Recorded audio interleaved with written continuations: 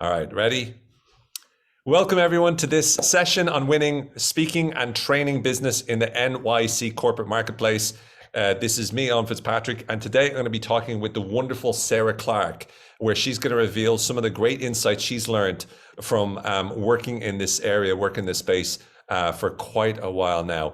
Sarah is the CEO of Intuition North America. She's based in New York, and she leads Intuition's knowledge management, digital solutions, instructor and consultancy service, where she and her team drives business growth and partner with Intuition's clients to deliver first-class service and solutions. Those highly tailored solutions provide businesses the ability to accelerate through effective education content and technology solutions. She's passionate about accelerating human performance through training, technology, and mindful design practice. And let me give a more informal introduction. Sarah is someone I've known for, as I said, almost about 10 years now. Incredibly successful in the area that she's in.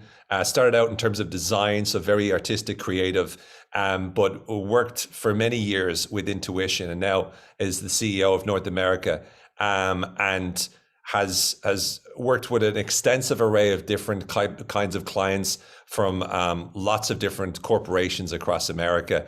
Sarah is accomplished in many ways, but one of the things that I've always been impressed with her is her ability to be able to really know and understand what people need. When it comes to speaking and training, I've seen her sell both, I've seen her do both, and she really gets it.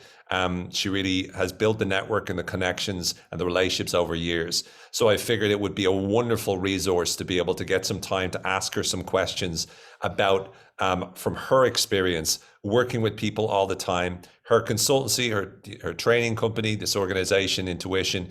They do a lot of different things, but primarily they provide training and speaking and content for organizations across America. And so, Sarah, to you, thank you so much for joining us. I would love to start off by just asking you if you can give a little bit of background to yourself, that would be great, just so that everyone gets to know you a bit more. Yeah, absolutely. Thank you, Owen. What a lovely introduction, and lovely to see everybody here today. In terms of my background, so I didn't start off in this industry, and I think that's quite typical for most people in this industry who've been in it for the last over 2 decades or so, in that most of us started in another industry, in another discipline, and ended up here. It wasn't such an established formal, like, learning and education wasn't acknowledged as like a key differentiator back then in terms of driving revenue and increasing the potential of growth within a business. It is today. So back when I started my career, I was very much, my whole background is in design for interactive media, motion graphics, animation, everything to do with UX design. I just love, and still to this day do. So I got into this industry, initially starting off building a lot of the digital learning solutions that were being produced in terms of what we call e-learning, I suppose.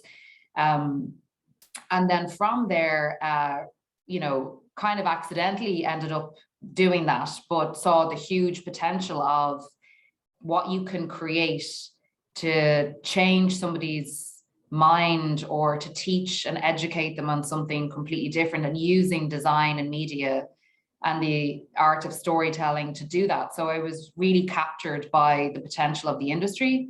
And at the same time, I was, quite dismayed in terms of the level of quality of what was delivered at the time.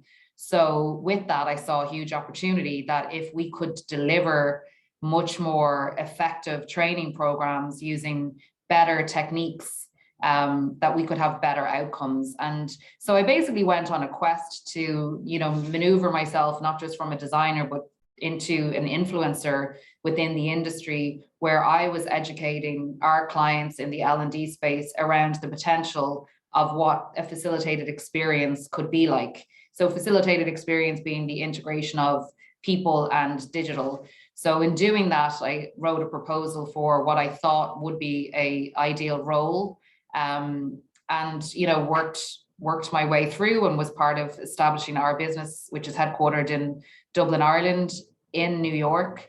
And so I was very much operating as a startup, as an individual contributor, trying to build a brand. So I think, in terms of where I am today, but where I was then, it was very much like I was on my own trying to send out this message and connect with people and represent what I saw as an opportunity. And a combination of timing and great opportunity from the business that I'm in. And, my background, I suppose, really supported a lot of my passion for what I was speaking about.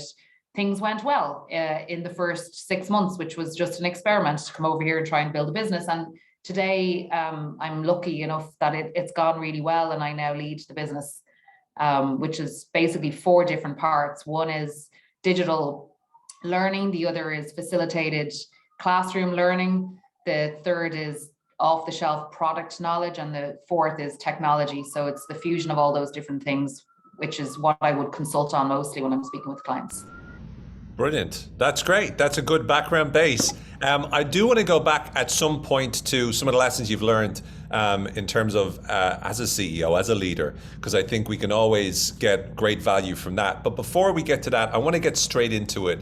And one of the things that I know about you, Sarah, is that you've interacted with a lot of clients, and you've also provided a lot of, let's say, subject matter expert, thought leaders, speakers, trainers, instructors, whatever you want to call them.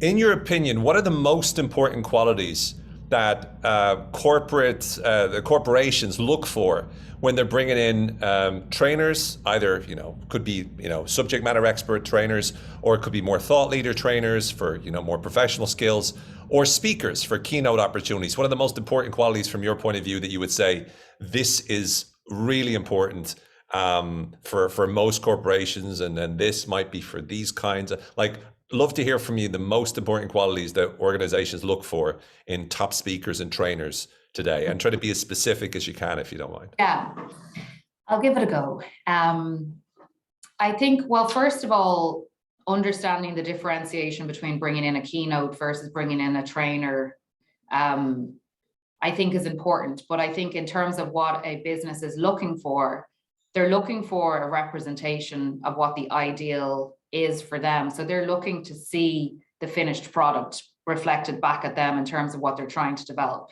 is the way that I think about it. So it's close to, what it is they think they might want being reflected back to them, is kind of the goal for a client. What ends up happening though is something quite different, I think, in the process of showcasing your value. But from the perspective of what are people looking for within a trainer? So a trainer is in the trenches with the learner. They're helping with the practice. They're helping, promote recall. They're helping not only just explain on a particular topic, but actually help apply that and put it into practice. So it's doing the work with the student as such, side by side, in there with practice. And it's, in my mind, it's more of a sustained, continuous process. A keynote speaker is an event. So it's almost like I was thinking about, how, like the Super Bowl, if anybody was watching the Super Bowl last night. So the Super Bowl, like that event, that's the keynote. But it's not to say that those players can't be trainers, but then the audience is in there doing the work. So it's a different, all of us watching last night versus us training on the field is a very different experience for the end user. So the keynote needs to inspire and entertain and engage and encapsulate and all of that, because it's the event. And the trainer needs to help condition the mind, the person, so they know they can achieve even when they think it's impossible. One thing I just wanted to check in with you on this, Sarah, is so let's say, for example, as a speaker, as a keynote speaker, go out, you get hired by a conference. And oftentimes the conference is looking for a speaker on a certain topic, and they're looking to be able to put that speaker on stage. They check out their reel, they check out their references, their testimonials, whatnot, and they say, oh, this person's going to be great to speak on this topic. And it's kind of my understanding or my experience so far is it's quite loose. It's quite up there, right? In terms of, you do your thing because we've acknowledged that you can do your thing. My experience in terms of doing corporate speaking, right, specifically as opposed to in conferences, is it's much more about negotiating with the organization themselves going back and forth.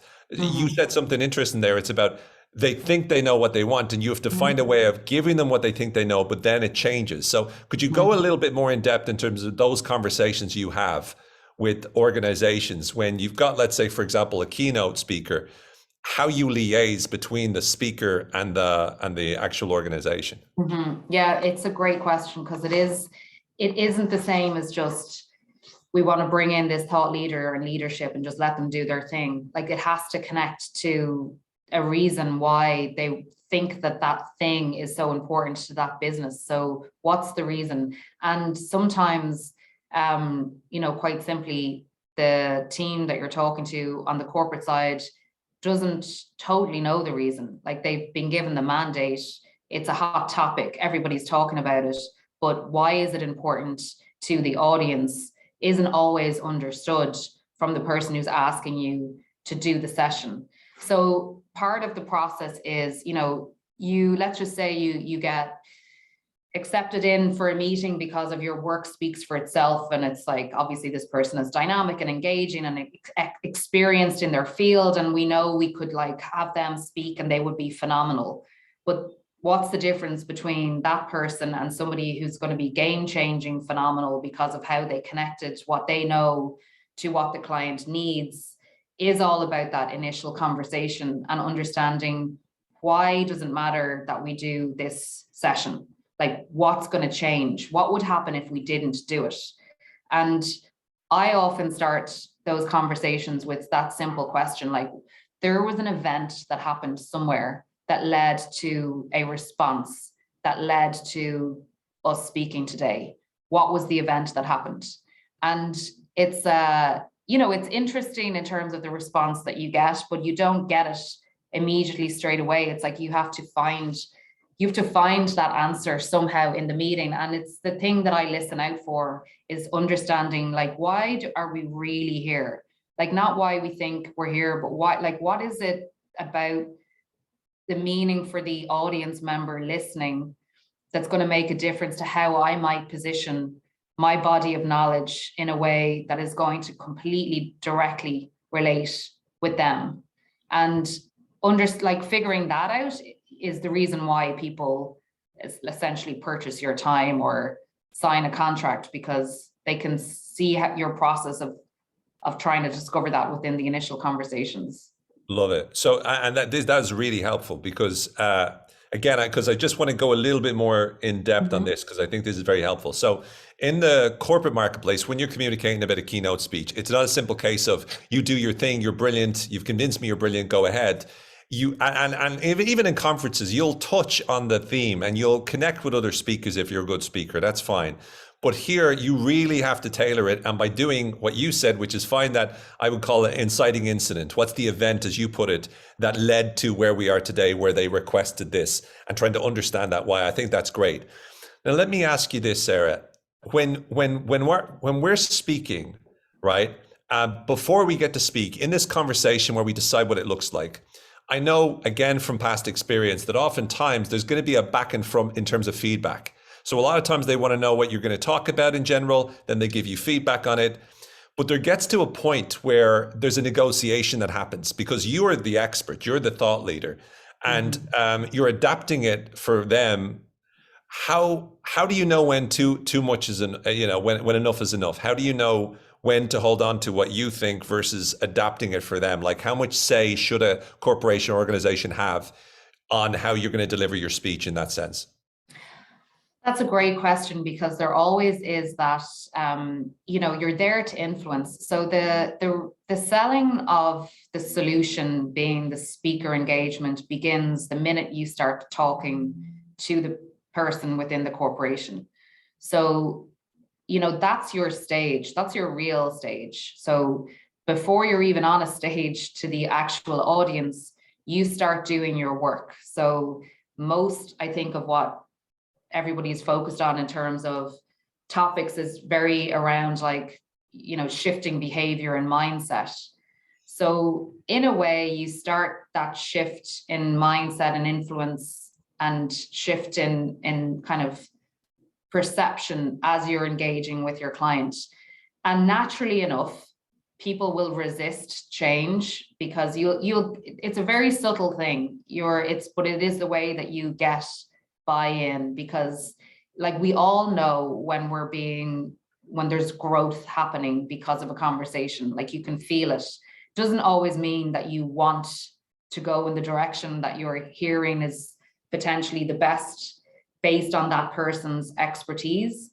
So the way in which I basically do this, I'm like, if I have a suggestion and I really am passionate about it, and it happens quite a lot where I fundamentally believe this is the way to go about doing things.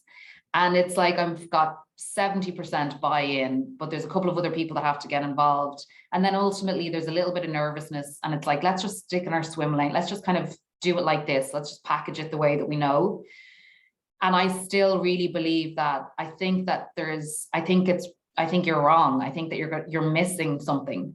Like at that point, it doesn't matter what I think. It matters how they feel as a result of our experience together. So you just basically step aside, get out of your own way, and I think deliver on what they're ultimately looking for. Because most engagements and conversations shouldn't be seen as just that one conversation. It's the beginning of your relationship with that person. And so you have to like earn their trust, build their confidence, and you have to like adapt to their way of working. And over time, there will be bigger conversations where they will meet you all the way, because they're like, okay, I really trust this person and I see how passionate they are. And you become an advisor to them, and they're willing to back your ideas, even if they're slightly uncomfortable about what you're suggesting. So it depends on where I am in the relationship, but usually at the beginning stages, I'm not backing anybody into a corner to do it my specific way. I think if we're all really experts at what we do, we need to be able to adapt and kind of get the job done anyway, and deliver on what you're trying to do, irrespective of the challenges that we face. Brilliant. Really helpful. And so if you were to say in a nutshell, if you were to label the qualities, like personal qualities, what are the kinds of qualities where you would say we're looking for a speaker who, we're looking for a trainer who, we're looking for an instructor who? What are the kinds of skills, qualities, attributes that person would have that would make your clients, for example, be more likely to smile and say, yeah, we want them? Well, I think so. It's interesting. If you ask a client, what kind of speaker do you want? They're going to say somebody who's like completely inspiring, just captures me, knows their topic, that I'm just like completely engaged for the 1 hour or 30-minute session or one day or 1 week or whatever it is. They are looking for a feeling. And so I think that's kind of important to remember, that the other thing is like, that's what they're looking for. But then the reality is, to get that feeling, you need to understand that why. So that becomes the conversation that I just referenced, where you're building that trust. So what they're really looking for is they're looking for somebody that they can have a partnership with, a relationship with, somebody that they can talk to, who gets them, who understands their need, who's an incredible listener, who's very agile and creative in their thinking, who's curious, and who's motivated and driven, not just to deliver on what they know because that's their specialty, but to understand what the problem is in the first place, even if it's outside of their own comfort zone, that they're fearless in their attempt to understand what's needed. That's what clients need, but that's not what they're going to ask for. They're going to ask for what I said, first of all, like engaging, inspiring, motivational, which is what you get to, but to get to that feeling, you really need to understand, back to my original point, what it is you're trying to solve and why. Perfect. So it's a little bit like dating. It's like, what do you want in a partner? Well, I want someone who's this. I was like, well, what do you really want? Is a different question, I think, as well. And from what you're saying, Sarah, then it's the feeling that you give them, which is what they want to feel.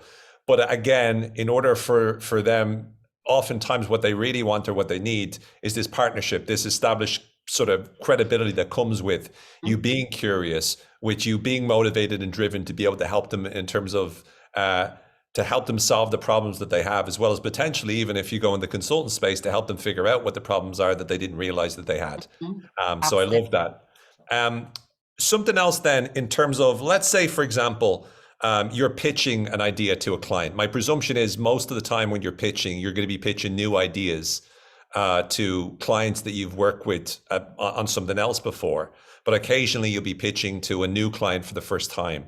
Would love you to walk us through what has worked for you, what you like in terms of when you're pitching, let's say a program, a leadership development program, or a emotional intelligence program. I would love you to share, Sarah, if you could. How do you go about that? First of all, how do you go about preparing it? What kind of questions do you ask as you're preparing the pitch? And what are you thinking about? What are you looking for when you go into a room when you're pitching to an organization? Mm-hmm. Okay, great. So in advance, if possible, I'm looking for what people really care about and at the individuals within the room. Now, it's very hard to get that because usually you're dealing with your prep through one person, and might be directly one-to-one on calls, or it might be back and forth on email. But or you may have a facilitated group discussion where there's some intake or inputs that you're getting, but you're usually not getting the full picture from everybody who's going to be involved, but until that pitch, when everybody is involved and they're there, they show up for the day and they expect you to already know what they're thinking and what they want. So the goal is to try and find that out before you go in, so you're setting yourself up for success. So the things I ask, again, back to what is that incident that took place? Is there one? Why does it matter that we do this program? All the usual. Is there a program in place? What were people's? Is there any metrics based on that program? What are the top 3 things that if we were sitting down in 6 months' time and we deliver this program, that we would be just high-fiving each other about, and to try and just understand the priority of objectives of whatever it is that you're about to do. So trying to get all of that kind of future vision out of the client in terms of what they think they want, so that, going back to our previous comment, I can design what I know they need. And the knowing what they need is the game-changing way of leading the conversation. So, I'll prepare as much as possible in terms of the information, but for the most part, the information is always pretty surface level. It's factual, it's data. You have to then interpret that into the story that you want to tell on the day. So usually the story is nothing to do with the program and the ask. Usually it's to do with something else. And the quicker you can figure out the something else and then reveal it as part of your presentation, the more powerful the presentation is going to be. So the second part of your question, how do I deliver on the pitch? It's in the first 7 minutes, I basically want to have expressed that I know what they need and how they're feeling and what they want to get out of this session. And the way in which I do that is to, first of all, ask, do intros, and does everybody know why we're here today? And does everybody have the same expectation out of the meeting today? And that can be interesting, and you need to be absolutely prepared to pivot, because if people have different agendas, but usually if you've done the prep and you've gotten good inputs, you have all of the ones covered. You might just have your sequence in a slightly different order to the responses that you get out of people's expectations. But once I've kind of level set in terms of the expectation, I tell the story I'm going to tell in 20 seconds. And I sometimes use visuals to tell the story, and sometimes I don't. It very much depends on the solution. But let's say it's a leadership training program, I'm going to use a presentation because so much of that can be visual. You can use colors, powerful text, to support some of the emphasis of what you're saying. You don't have to have all of your words on the screen. In fact, I would say to think about your presentation as an enhancement to the key points and markers that you're trying to hit, and to have it a really smooth story that, you're hitting those markers as you're talking to them. So they're getting the sense of, oh, this person is just in their flow and everything makes sense. And they're answering questions that I have as I'm even thinking of them, and answering things I haven't even thought of. And, so that's kind of the sequence of how it should go. But I think that in those first 7 minutes, I'm kind of level setting expectations, and I'm also saying what I'm going to in response to those expectations, what I'm going to deliver back. And I kind of say it in about 20, 30 seconds by showing them the program. So I would go into thumbnail view. I'm like, this is what I'm going to go through with you by the end of this, if there's slides, or if I'm saying by the end of this 30-minute conversation, but I'm telling them what I'm going to tell them. I'm telling them really quickly, and then I'm telling them what they're going to feel at the end of it. And what that does is it just gives everybody the opportunity to just sit back and be an audience participator, which is ultimately what everybody wants in business. So people in business who are tasked with bringing in talent to inspire and motivate and educate are anxious about that. It's a big decision. They have to pick the right person. And the quicker you can help them understand that you're going to guide them, that you're going to care for them in that process, that you've got this under control, that for you, ultimately, it's about that individual, that group that you're presenting to, they're who you care about. But you're obviously talking about the end audience, but that's the flow that you want to have in the first 7 minutes.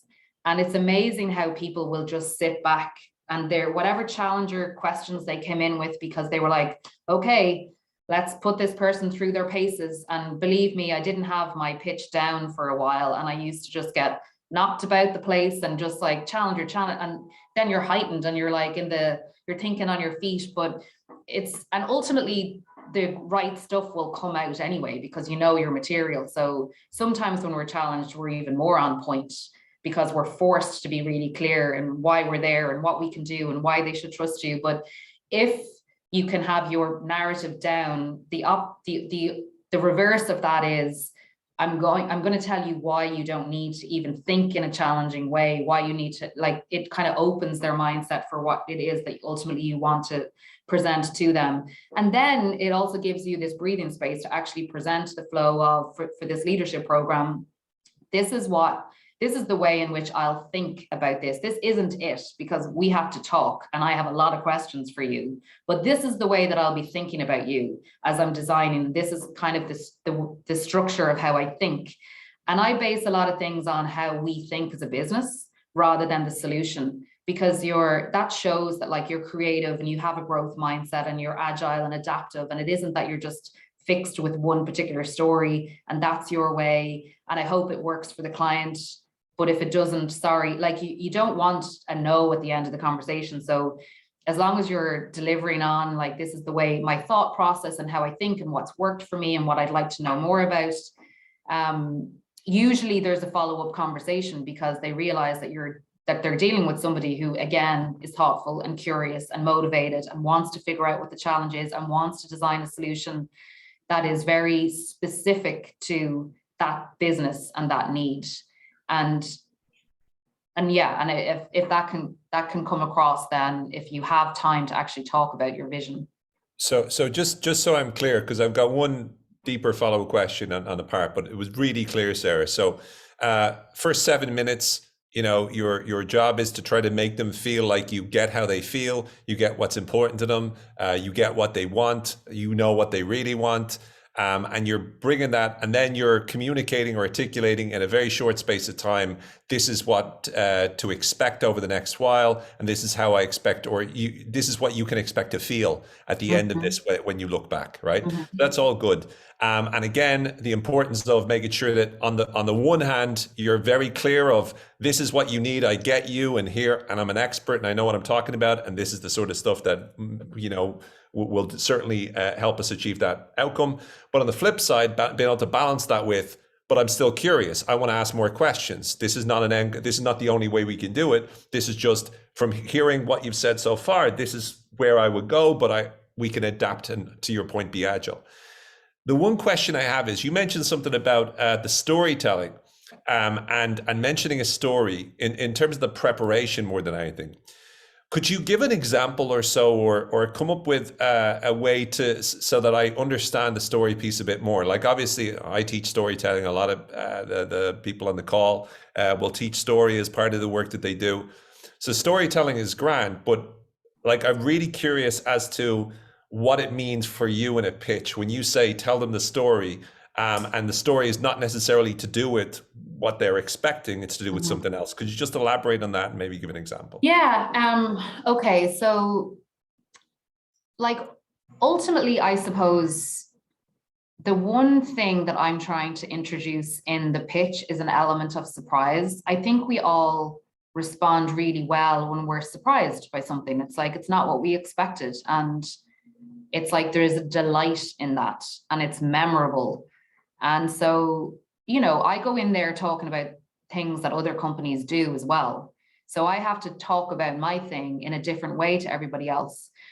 So the way in which I do that. So for example, I'm going to try and think of an example where it was, it was that art of I'm going to tell you everything that you want to hear, but I'm also going to like show you what I know you need. And actually I'll never say I'm going to show you what you want. I never talk about wants and needs. That's a subtle thing that I'm doing in the background. It's, I'm just basically revealing the story about like how I think, and I don't assume anything, because I think to assume, there's a certain element of like ego that comes into that. Like my goal is that there is no ego. I am serving of them and their needs. This is not about me. Like, yes, I will be the main event if I'm the instructor, and you'll see that version of me in this presentation. Like your showcase, your keynote begins when you start that conversation, but you're not always at that in that persona as such. You're in and out of it. So I think it's having that balance of I'm really humble, like I don't claim to know everything, but also I'm super confident and I know my stuff. But we'll talk about that in a minute. I'm more curious and interested in you right now. It's that kind of a vibe. But so for example, I'll say one pivot. Like there's so many, right? So I'll give maybe two or three. So one client brought us in to do sales training, and they were, talking about it was really, really, one of the top financial firms in New York City. And they'd kind of identified that there were some salespeople that were great at selling all of the ancillary services. And they were like what they would call a good sale, because they'd explored all options. And there were others that had like sales, but they just seemed to overlook, like they could have done more. So they were, wanted education and training on all of the products and the features of the products and the product spec and like the call sheets and like what you say about the product, yada, yada, yada, yada. So we're in there and we're talking about the design of sales training. And like, there's a huge aspect of behavioral science behind the art of selling. So we're in there talking about this to this finance company that sells financial products in the early stages. And through the initial conversation of, so first of all, I'm like, oh yeah, we're super creative. Like this is what we can do. This is how we think about creating a program like this. And I show the visuals in a flash. So they're like, oh yeah, cool. There's a history there. I feel like this company knows what they're doing, or this person knows what they're doing, because ultimately it's like me they're talking to, or it might be people on my team. But then you start that whole process of, now, why do you think they're not doing it the way that you wanted them to do it in the first place?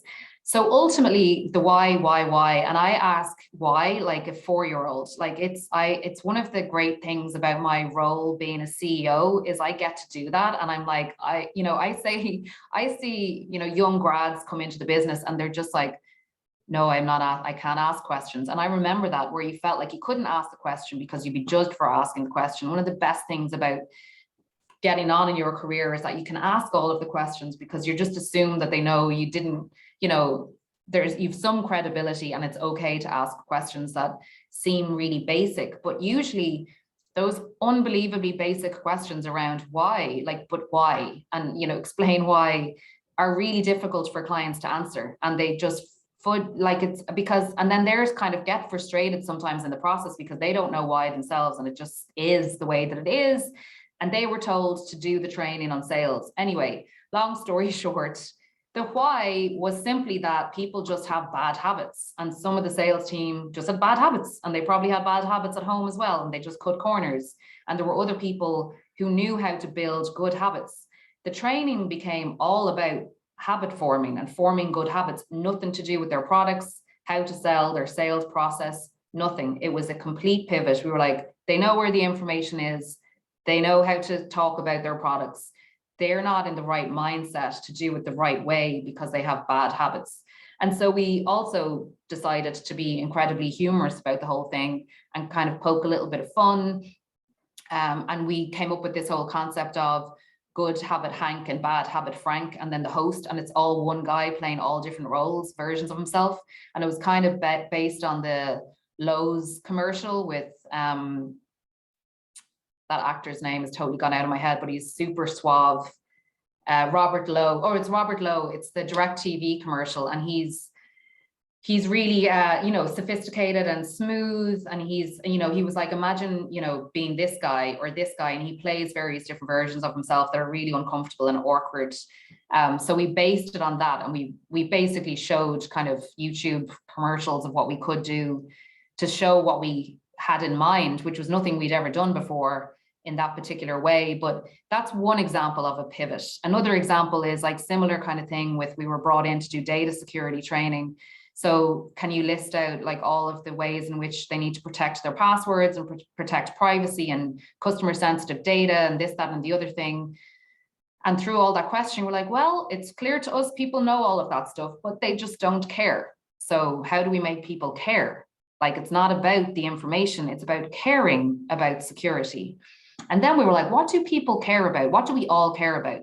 And we were like, we would care if we walked into a conference room and there was a baby left unattended sitting on the boardroom table. Like, you'd care. You wouldn't just walk out and say, okay, well, that was weird. You'd try and do something like, where did the baby come from? Who owns the baby? Like, care for the baby. We were like, we need people to care about if they see some sensitive data on a printout sitting on a desk, to remove it, shred it. Like, it was literally, that's what we were trying to get people to do. So we had to come up with other, like, what is it that people care about? Then it's like, you go through HR and legal, and they're like, we're not going to talk about a baby in a like, we can't use the baby analogy. So we were like, what about an incredibly rare fossil? Like, so rare, like you'd nearly go blind if you saw it. Like, we basically had to find some analogy that would unify everyone in one theme that we care about. And then we added in some humor as well. But that's another example of a complete pivot. You think you're going in to have a conversation about one thing, or they think they know what they want and we understand what they need, and then we design for the need and not the want. But ultimately, everybody's happy. I really like this example. It seems to me that when you're pitching like that, sometimes it's almost like there's advertising in it, right? You're trying to find a creative way. Once you understand and you challenge them and you figure out and you need to make that pivot, it's about finding, I don't know, a metaphor or a creative way to be able to get them to visualize the change. And I love that. Just to pivot in this conversation, could you share, Sarah, from your own point of view, what are the main mistakes you see? Like, you also deal with a lot of independent contractors, you hire different types of people. Could you discern the difference between, instructors or speakers or experts that you bring in that you use a lot and are great and et cetera, to, let's say, independent contractors that come in that you don't have a very good relationship with, you try them out once or twice and then that's it. Could you share a little bit about that? Yeah, I think the difference is like the commitment level. So I think it's like a really good trainer or instructor, there's a commitment there to understand the business. It's not just about them showing up and delivering on their subject and their, good days training. The really good instructors are like very curious beyond their training into the business. And I think that's the key difference. And even for myself, that's the key difference. Like, if you in today's environment, to go in and just look at your own category of, well, I know this topic, and so I'm here to talk about this topic, is short-sighted. If you're really an expert, you understand the integration of that topic into the bigger picture, the bigger network. And it takes time to really understand how you integrate so that you do really make a difference, and that what you're teaching does resonate and does form part of the culture within a business. It's an iterative process. So it's, things like looking for feedback, spending time with students on the side on coffee breaks, like getting more information. Like, you're not just showing up to teach, you're showing up to understand as well. So you're always trying to understand more. And everybody that's a student in front of you is an opportunity for you to learn about the business that is, you cannot match that level of exposure. Like you're sitting in the room with people who are in the business. It's like prime time to find out as much as you can. And then you take that information and you build out more of a story and you're adding more value. And it's the value building process and becoming that advisor. That's what makes instructors stick. That's the difference between our clients who are just exclusively book out instructors. It's not only because they're great at their material and they're really engaging in the classroom, but it's also because they're also thinking about the business and they're thinking about other ways in which they can integrate the messaging and asking questions and like spending that time with the client and the students to understand the full business. I think that's great. I mean, I know from my own experience, oftentimes you do a good enough job with a client on one topic. Before you know it, you're brought in for another topic and another topic and another topic. So you even get referrals inside of the same business, when there could be different groups on totally different topics and stuff. So I love that you said that. What about since virtual came along in terms of virtual training? Is there anything, again, in particular that you look for in someone, when they're delivering virtual? Obviously, all the qualities you just mentioned is going to be just as important virtually as is in person. But what else have you looked for, particularly over the last couple of years? Yeah, I think I think it's challenging virtually to be engaging, challenging, or as an instructor is challenging, it's much harder than in the classroom. And so like kudos to everybody who's doing virtual sessions. I think making the best use of technology that allows for activities and breakout rooms and having a good producer or moderator or co-facilitator, all of those things really help. But in terms of like what I'm talking about is like now you're next level of what you do, and you're known as this like curious mind that's trying to figure things out that are not necessarily questions you're being asked, but you're bringing that value and looking for ways to integrate. Like the integration is your business's sustainability and growth model.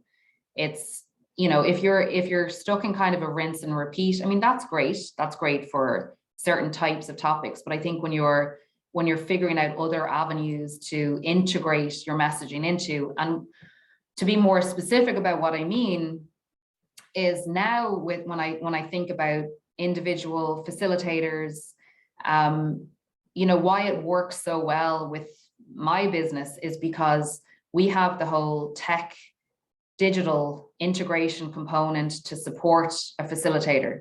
So I think this is the thing for everybody to think about is what's your sticky factor? And the technology serves as an ability to keep your messaging active when you're not there. So think about creating these holistic environments, thinking about how could you use push nudge notifications to remind people of some of the messages within the training?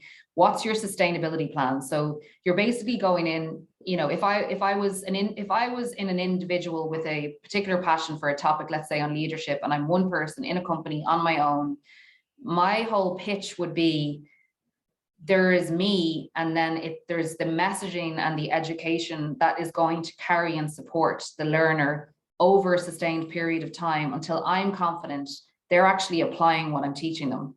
And I can't be there to know that. So I'm going to have these metrics. I'm going to have a system in place where I can test and analyze and adapt and remind them. And I'm going to use technology to create basically an avatar of me that's going to keep at them until they're actually doing the thing. And then I'm going to figure out a way for them to prove back to me that they get it and that they're doing it and that their life is better and the business is better. And I think that's very important in terms of future thinking of presenting your offering. And if you don't have access to, the technology that would allow you to do that, like the push notifications and stuff, again, to me, it sounds like you're saying it's really about the follow-up, and it's about making sure that you're following up with them and, looking for an accountability, I suppose. You're demonstrating accountability to say, look, this is not just about me delivering a training here or doing a talk here. I'm helping you get this solution, which means that we'll first of all do the training, but that's just the beginning of it. Is that what you're saying, or? That's exactly it. So back to the very beginning where I'm saying clients they buy from people who care.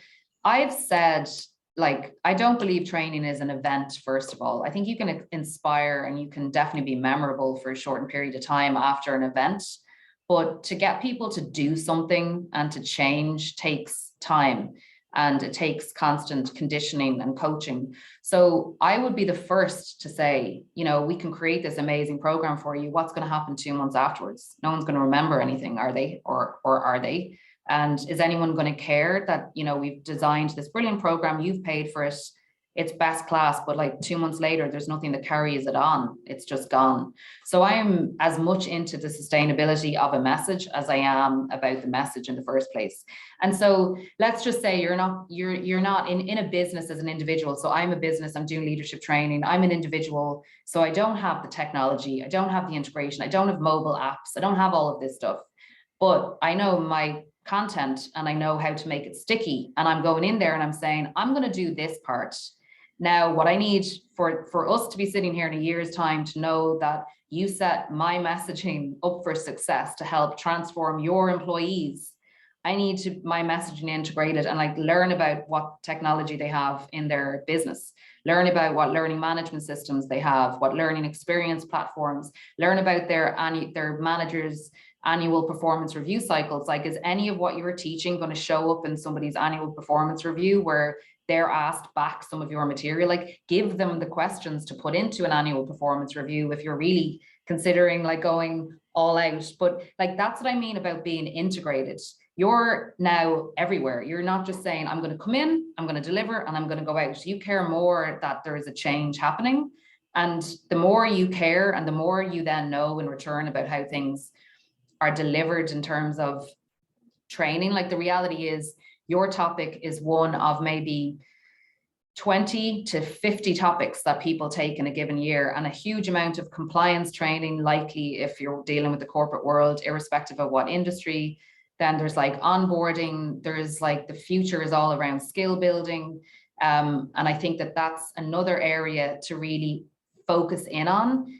In your topic, what skill are you building? And how do you build that skill over sustained periods of time? And what other elements might you need? And, form alliances with other people. And how does your skill complement a technical skill?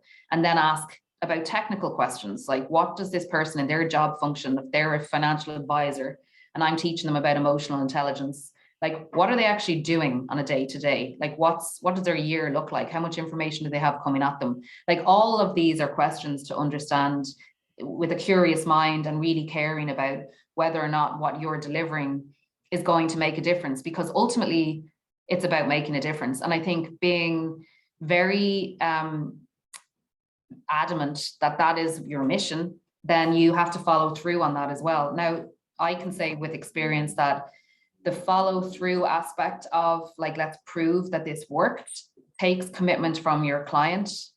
And so that isn't always there, or people change roles, or like there was the best of intentions, but everybody was busy. So you didn't really have a story to tell at the end of all of it.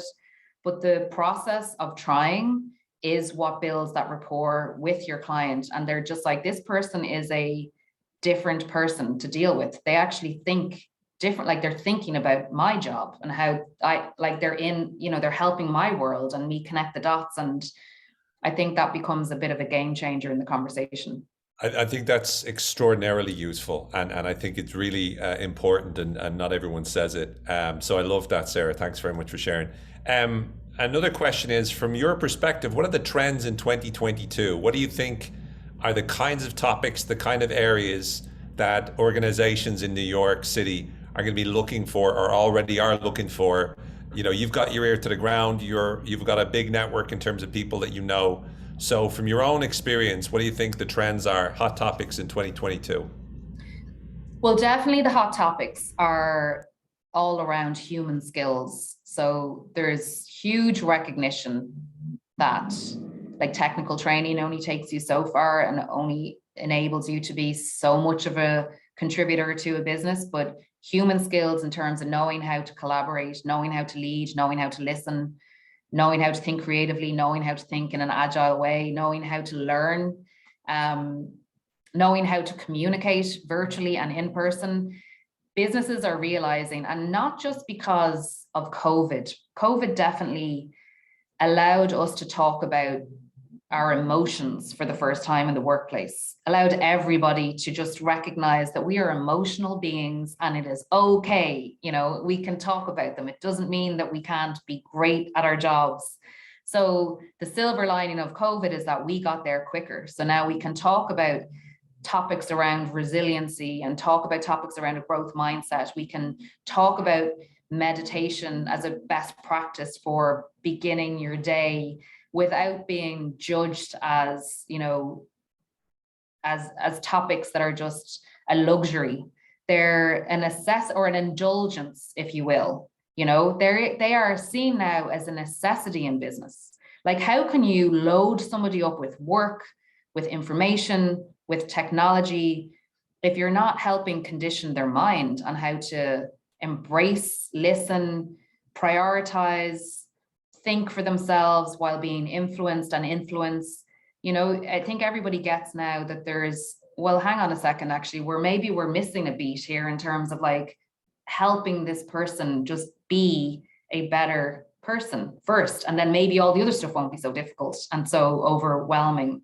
So those hot topics definitely on human skills, and then hot themes would be around skill building, adaptive learning. So, you know, not just going in and assuming everybody has the same level of knowledge of a topic, like figuring out a way, how do I gauge where people are at if there's multiple different levels of understanding of my topic within this one audience? That's key. And then tailoring to the different levels of knowledge of a topic. And also, I think, you know, people are really paying attention to data now. Like, there's easier ways of gauging whether or not something was implemented the right way and this strategy for knowledge transfer was successful. But it's beyond just your one event or any one contributor's event. That is the whole integrated piece, but they're the main themes. Topics, definitely human skills. Technical training is still needed. Digital transformation is huge. People are like, what is it? How big is it? Is it forever? But really the human skills, I think, is what's the new focus from last year carrying into 2022. You're on mute, Owen. Owen, you're on mute. Thanks. There we go. Digital so happy skills. I got to say that. I love it. Digital skills. So I think that's really helpful and stuff like that. And that's obviously music to my ears, obviously, as you know, Sarah. If you were to put your money on the human skills themselves, what do you think? Like, for example, obviously DEI is something that has become extremely important to all organizations. It should have been something that was important for many years before, but it's become particularly important since 2020 or so, right? What other areas do you think, not just now in 2022, but what do you see is the future? What kinds of topics do you think moving out into the future, in particular, let's say even deepen into human skills, but maybe there's other ones as well, would you say would there be a focus on, or there'll be a need for moving forward? Yeah, I think that like actually really on communication, I think a lot of people are challenged with the art of effective communication. I think the more ways in which we have to communicate, the more lacking we seem to be with skills on how to effectively communicate. So we're misusing some technologies for, you know, certain types of meaningful communication being used in instant communication. And it's like knowing the difference, like knowing when to have a conversation. And like we have this whole mindset now of instant gratification, quick hits, urgency, everything is urgent, you know, and there's less time spent on being very thoughtful about why we might use a certain type of communication channel for what purpose. And, you know, everyone is so stuck in the instant that there's less time spent on thinking about the long-term view, or the long-term even view of how you are as a communicator, and understanding, like, there's a lot of talk about understanding your own personal brand. Like your brand is how you communicate. and how you come across. And it needs to be consistent and thoughtful. So I think a lot of the training, and especially with two things, there's like every day there's new technology, there's new ways in which we can communicate and connect with each other. Every day we become less effective at communication and connecting with each other. And then there's also the fact that humans born into today don't know any other way. So they are programmed a certain way. So now they're just programmed a certain way because of technology and a certain way of communicating. And then you have others kind of using communication, maybe not in the most effective way, and then others not using communication or technology at all for communication effectively. So there's going to be, in the future, a lot of trying to, how do we actually get people to understand how they're talking to each other and how they're communicating, how to interpret each other and read each other.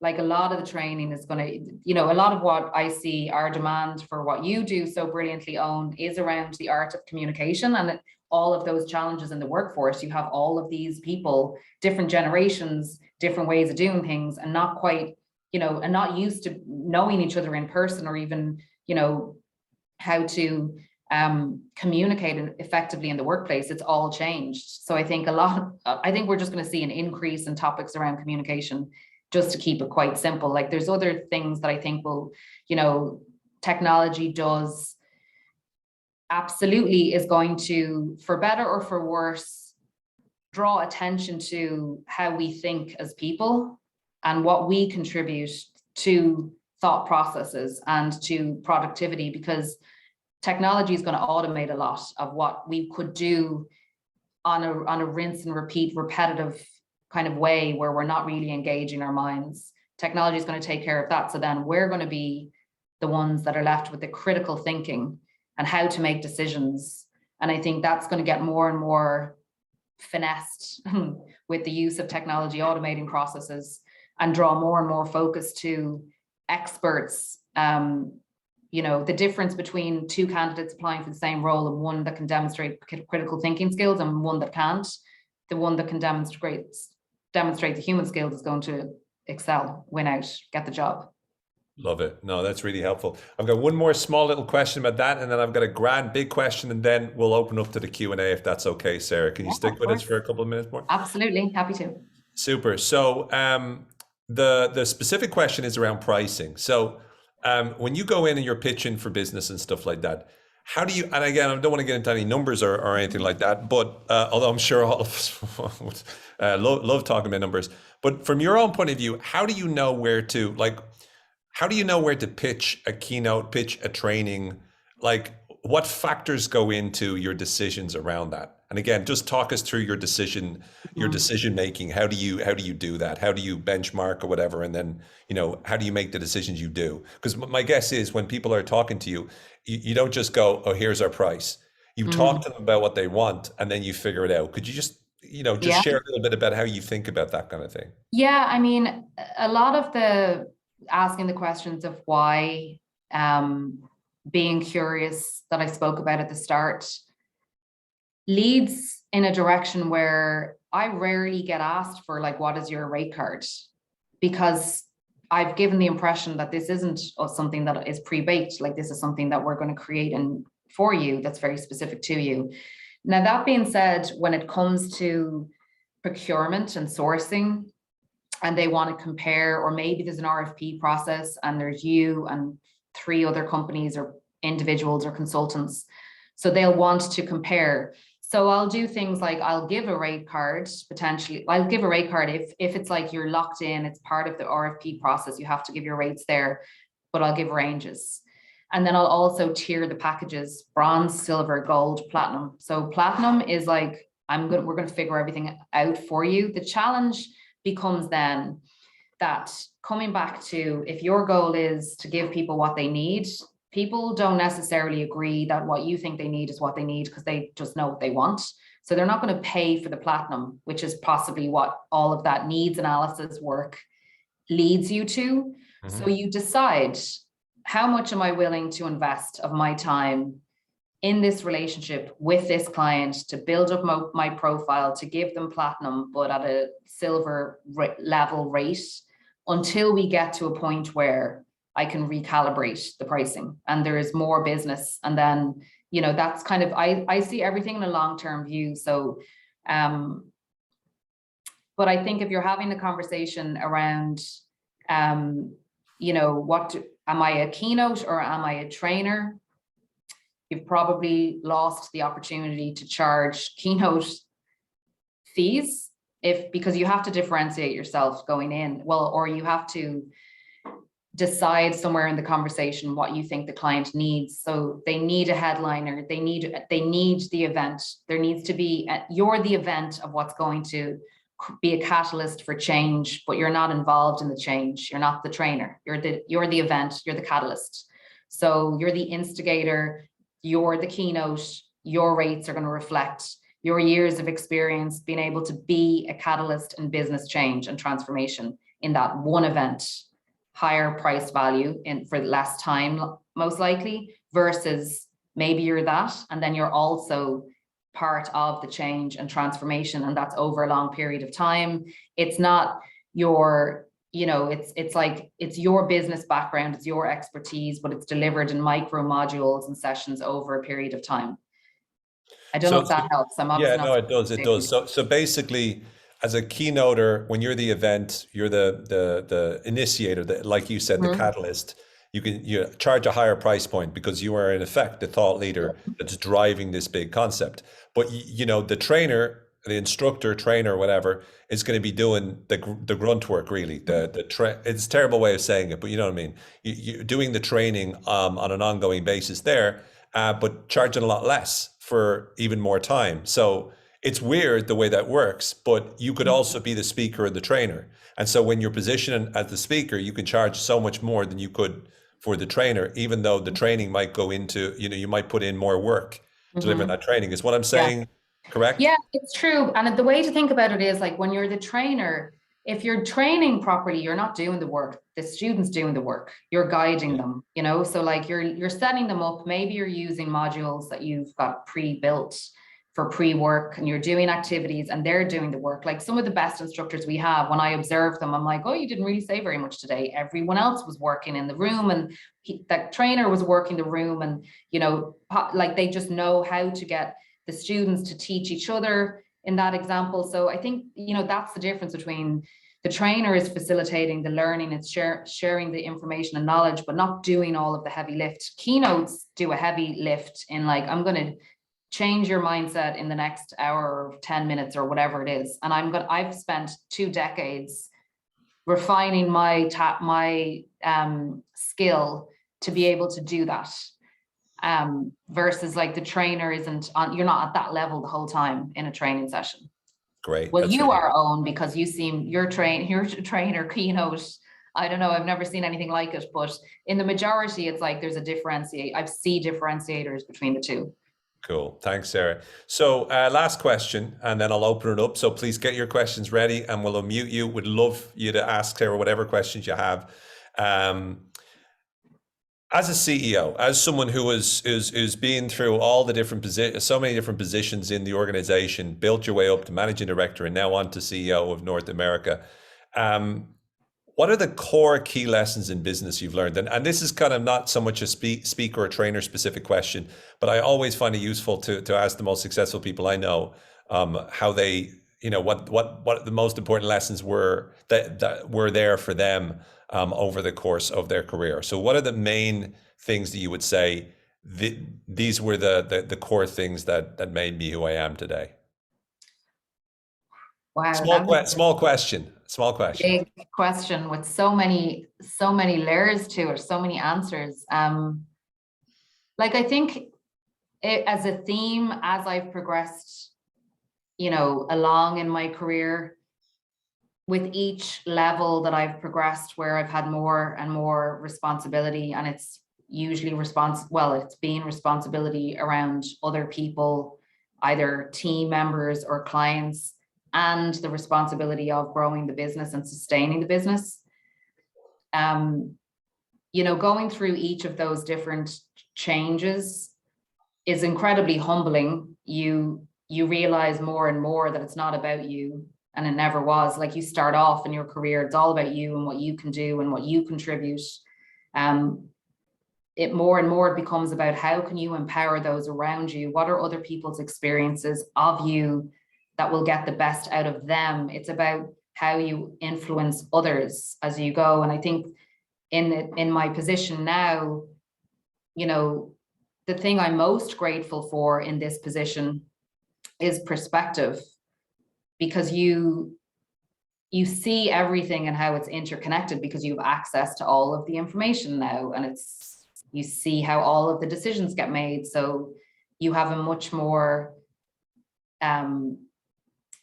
you know, better judgment skills on where to make necessary changes, factoring in all of the factors of things that could be impacted by change to a business. Yeah, I don't know if that helps, if that answers the question, but. No, I mean, I think just big level, what you mentioned there that really struck a chord was perspective, right? And it's perspective on the one hand of seeing how everything fits together, so you're in a much better position, but also it's on perspective of a lot of the stuff. My guess is, because I've also seen you, you know, over the last few years, you know, develop in terms of, you know, overcoming some of the, as you have with me, overcoming some of the challenges that sometimes we're tough on ourselves or we're hard on ourselves. And we have to have those humbling experiences, which once upon a time, something you struck me earlier, which I see you really great with, which is the lack of ego. It's that ability to not allow yourself to take things personally. And it's, to me, that humbling word you said, it's like you get enough punches in the face, eventually your face I mean, this is a terrible metaphor as I say it that I'm using, but like eventually you get like a callus filled face. You get what I'm saying though. It hurts less because you're no longer tied personally to it. And you're also kind of saying it's not about me. And if it becomes like, I use emotion in business really, I think effectively now, and now that I understand my emotions more, like before I'm like very passionate about what I do and I'm just approach things in a passionate manner. So emotion comes with that. And I don't mean emotion like in any way that's visible to anybody else. They're internal triggers of knowing when something is like, I'm holding on to it too tightly, like I want to control it too much. I want the outcome I want, and it really pains me not to be able to get the outcome I want. Now, when I feel that feeling, I literally say to myself, hold it with a lighter touch, or sometimes I'm like, just put it down and walk away. And, you know, knowing, I think, how to do that, as well, and kind of knowing how to use your emotions. And, you know, I think that's probably going to be a topic of the future as well, as we were becoming more comfortable talking about emotions. Great. I love that. Hold it with a lighter touch. That could be the title of your book, Sarah. Yes, I know. It actually could be, the book that I haven't started yet. So everyone, would love to hear any questions you have. Please, I'm going to put it into a gallery view. And if you can raise your hand or let us know that you have a question, and we will get you to ask it. Great. Thanks, Kate. All right. Hi, Sarah. Thank you for this, first of all, because I kept taking notes and stopping and being like, I hope they think I'm paying attention because I have to write this down really quick. And there's so much goodness here. But one of the things that I'm wondering is, you were saying, you know, sort of use the tech that a company has. I'm sending out a proposal this week for a very small nonprofit that's 35 people. They don't have any technology. They don't have anything.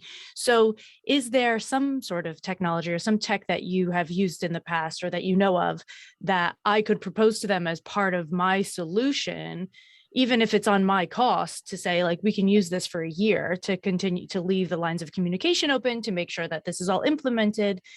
Because they're just this tiny nonprofit, like they don't have this stuff. Yeah.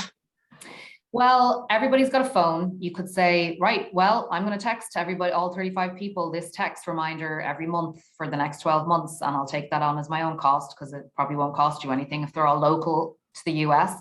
You could also do things like, you could set up an Instagram account on whatever the topic is, and you could ask the students to follow you and just, be really open about it and say, look, I really want you to succeed.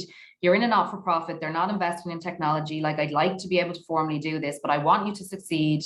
So some of you are on Instagram or Facebook. Follow me. I'm going to be posting reminders. I want to be your coach. I want to be in your life helping you with this. That's free.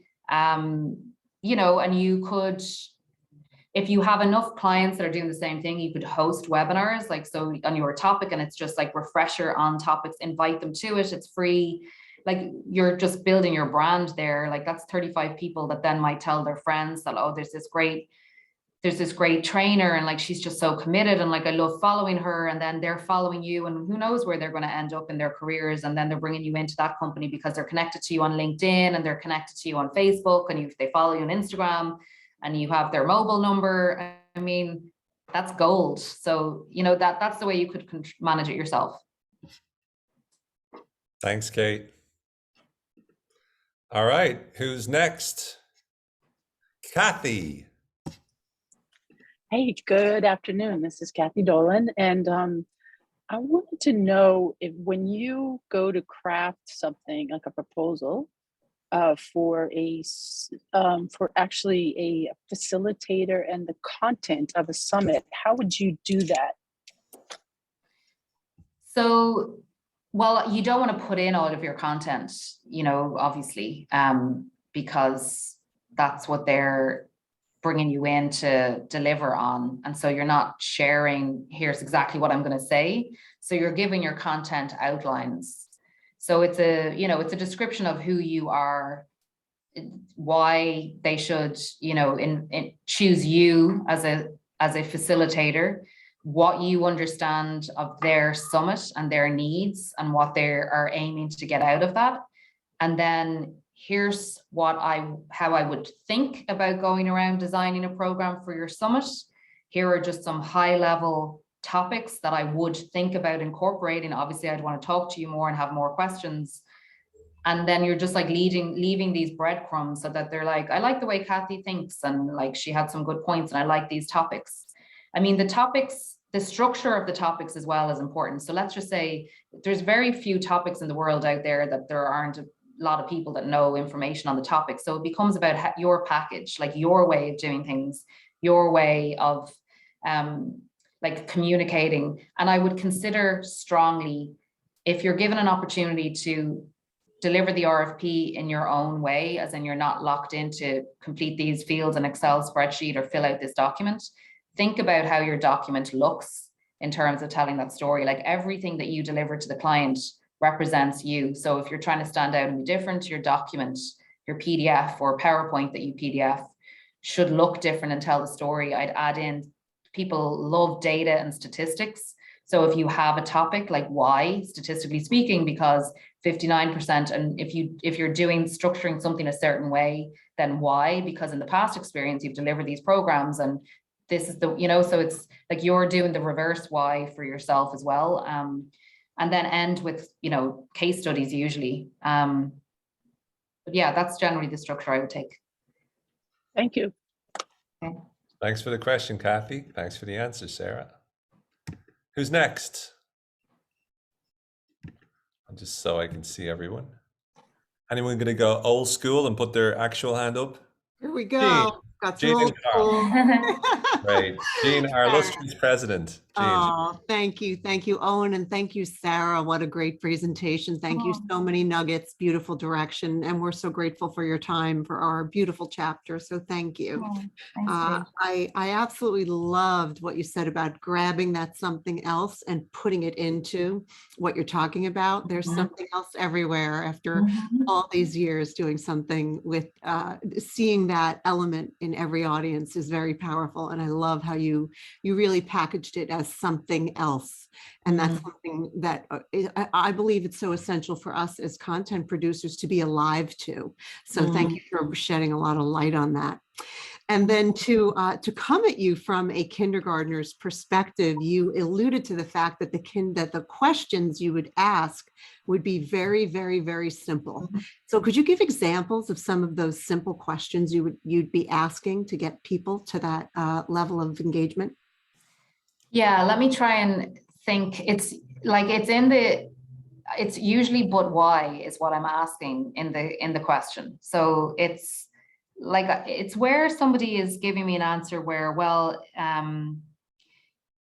let's just say this new policy has been pushed out by the legal team in our business and we need to train people on the new policy, the new way of doing things. And I'll say, but why? Well, because the regulators regulated, and I'll say, okay, and why do they do that? What happened? And they're like, we don't know. I'm like, if we don't know what happened, so it's usually that there's a new system that's being rolled out, or let's just say I'll associate it with leadership because we use that as an example. So I go into the room and we're talking about it. So we want a leadership training program. Why and what's going on? Well, we feel like, our managers need more support, but why? Because some of them are new to management and such. And I'm like, but a lot of people kind of know, like there's a lot of material out there. There's a lot of really good books. Like, why do you think you need a program? And then it's like, what really transpires is they don't know what their managers need. They don't know. They haven't spent time with them. The program helps them get closer to their managers to understand their needs. So then it becomes about, and I've seen Owen do this brilliantly, where the program becomes the way in which we can position getting insight into the culture of the business. So at the end of the program, which they've paid for us to deliver a program, but what we're actually doing is delivering the program and this incredible insight into what's really going on within their business. So, if I'd have just taken new managers need new training, and yes, they need a leadership program, and we can do that and support them, and we do that fabulously. But because I was like, what difference would it make? Like, they can read stuff, they can, we can figure this stuff out. It's not like rocket science half the time. It's like, but it is in terms of the story that you're telling. So the real kind of pivot is the difficult bit to find and understand. And I think, to your point, Jean, it's like, sometimes that's overlooked even by the best trainers because they're just not listening out for it. They're kind of used to their own swim lane of what they talk about, but still talking about the same thing, but you're approaching it from a different angle. I hope that gives some good example. Definitely did. Thank you very much. Okay. Perfect. Thanks very much, Jean. And we have Carl. Yes, it's lovely to hear a Dublin accent again. Oh, Yeah. wow. Good. In a while. Good Oh, no. pinpointing. Yeah. Yeah. My question has to do that in my experience in business, everything costs. So my question is, how do you determine your costs for putting together a program and what it actually costs you, as opposed to just, I'm going to ask for this amount of money and I think I'm ahead? In any business, you have to have a point where you say, how much did we invest in that? How much time went into it? How much materials? How much time do we spend getting graphics made up and designed and all of that? So what are your guidelines as to what it costs you? Yeah, that's a great question. I used to, when I was starting up the business, I responded to everything at the same level, and I didn't weigh up and calculate, like everything was costing me because I was putting so much time into every proposal, whether or not I thought I was set up for success in getting it, or it was a big opportunity or not. And now, so I will determine based on, you have to have, I suppose, a hunch whether or not you think you're going to get the business. Like, you'll know if you're a contender based on the initial questions or who else might be in there. Or sometimes you're there to make up numbers. They've already selected the provider, but procurement want 2 other quotes. So you're there doing that dance. So let's just say, even if you knew that you were there doing the merry dance for procurement, but the proposal and the ask was really interesting and you hadn't delivered your expertise packaged up in the way they were asking for it before, and you knew that by spending time on your response, you could use that then for future business and maybe future marketing. I'll always kind of look at the lifespan of the piece of content or whatever it is I'm investing time in. And I can tell you now, some of the proposals that I spent the most amount of time in, and even if I didn't win, I won so much more because I had that ready to go. And it actually, I'd spent time researching and thinking. And so I was like leveled up myself, and I used the ask as an opportunity to do that. So in that regard, it's not a waste of time. It's not like a sunk cost, because you're going to get it back at some point. It's just the way in which you think about, you know, if it's truly something, and you're like, I stay very true to what we do. I'm very quick to say, no, that's definitely, you know, I'll connect you with somebody else, but I'm not going to get into that space, because I'm not going to compete in that space. Like, I think really refining your area and then like leveling up as much as you can within that area is never a waste of time, in my opinion, or money.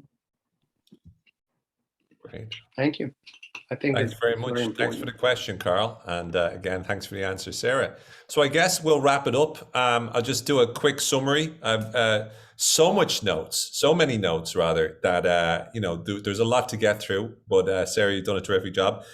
First, Sarah started talking about, we asked the question, what are the kinds of things that that Sarah would think about whenever she's planning to be able to put across ideas? And she said the most important question is, why do they need this, right? What's the inciting incident? What's the event that has led this to happen? And you want to keep asking why until you get to that point, because it's only when you understand the why behind a particular training or keynote that you can construct and create a keynote that solves the exact problem that they're looking for in that moment.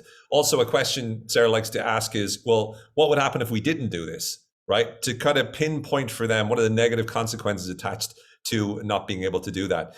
Sarah also mentioned how the stage that you're in begins before you actually get on stage. It's the conversations you have where you're trying to influence them, because sometimes they will ask for something that necessarily they don't need. And what they want is, they want a feeling, they want to feel inspired, they want to feel motivated, right? But what they actually need is, they need a partner, someone who's curious with them, someone who's motivated and eager to learn, someone who wants to be able to figure out what's going on for them and how they can help solve the problems that they have, the problems they know that they have, as well as the problems that they don't know. And what I love that you said, Sarah, was when you talked about a great question around, a few months from now, what are 3 things we'll be high-fiving ourselves about that were delivered as a result of that keynote or as a result of that training? I think that's a very, very powerful question. I've not heard it asked that way, but I love it. Sarah also talked about, in a pitch, 7 minutes to pretty much give them the sense, look, this is what you're feeling, this is what's going on, and this is my perspective. And it's not that you tell them that you know what they're feeling, it's that you're giving your point of view, but in doing so, you give them the sense, she gets it or he gets it, they get it, they understand what's going on for me at this moment in time. And inside of that, then sharing the story of the overall training, giving the big picture, the thumbnail of what to expect, but in doing so, trying to find a way to be able to surprise and delight them, right? Surprise and delight them with a fresh insight, a fresh take, a fresh perspective that they haven't seen before, something that no other provider, no other keynote speaker has offered them. That's what you're offering them. You also want to remember that as you're building the training, you need to make sure that the person inside listening, the key stakeholder, your contact, they're nervous. And as a result of that, you've got to make them feel, I've got this. Don't worry, you're in safe hands. So you're giving them that sense. But at the same time, you're balancing that with never assuming that you know what other people are feeling. You're simply giving them the sense that I've got this, and I've got this in the sense that I'm going to be asking questions. I'm going to be figuring out exactly what is needed, and I'll make sure I deliver it. The keys are the 3 C's: committed to them, being caring, really caring about their problems and caring about how to help them get better sleep at night, as well as being curious. You're trying to add value. You're trying to be a personal advisor, partnering with them, not providing to them, but partnering with them and helping them to be able to solve their problems. And the importance of what Sarah called the sticky factor, right? What is it that will stick with them? What is it that's going to stay with them? How do you ensure those skills last a long, long time? And one real way to be able to do that is follow up. If you have the technology, great, you create notifications and whatnot. If you don't, you follow up. You make sure that you're walking them through it. Because even if they don't have the resources to implement it, they're still going to be fascinated and inspired by the fact that you're looking at ways of being able to help them move forward or enhance it.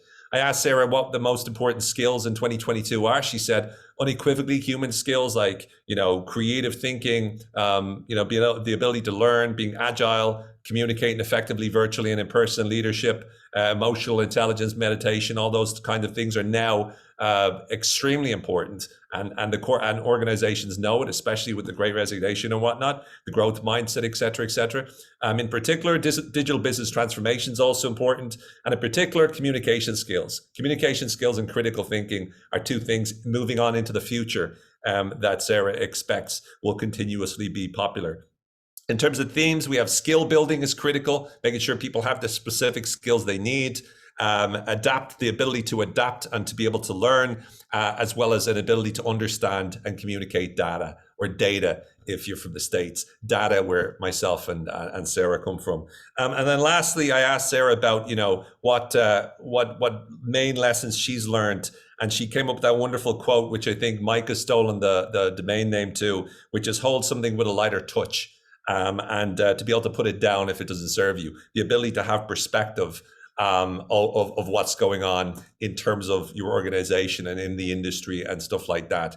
And then the question in response to one of the questions Sarah was asked is the but why question, the ability to be able to dig in and try to understand but why, because once you get to that nugget of exactly what the big reason is, back to the inciting incident, then you've got a game-changing idea how you can integrate what they want with what you're an expert in. And I think that's the core idea, leaving, for me at least, is that keynote speaking is about doing your thing on your topic like no one else can, thought leading the hell out of your audience so that they're inspired. Training is about understanding their needs and finding that way of creating a union. And since it's Valentine's Day, I think it's the perfect metaphor for it. Sarah, thank you so much for a wonderful session. I learned a massive amount. I've got lots of notes, and I'm sure everyone else. Could everyone please give Sarah a big virtual applause? There we go. Thank you, Owen. What a summary. Oh my goodness. I think that was like a standing ovation summary. Unbelievable. Thanks very much, Sarah. And thanks everyone. Looking forward to, again, thank you so much, Sarah. Thanks everyone for tuning in. Looking forward to the next month's masterclass. Before that, we've a chapter meeting. Hope to see you all then. Take care and thanks a million. Be well. You want to get a picture? You want to get a picture, Owen? Oh, sure. Yes. Yeah. Everyone smile. We mark it too. Okay. Happy Valentine's Day, everyone. Be well. All right. Thank you. Thank you. Thank you so much.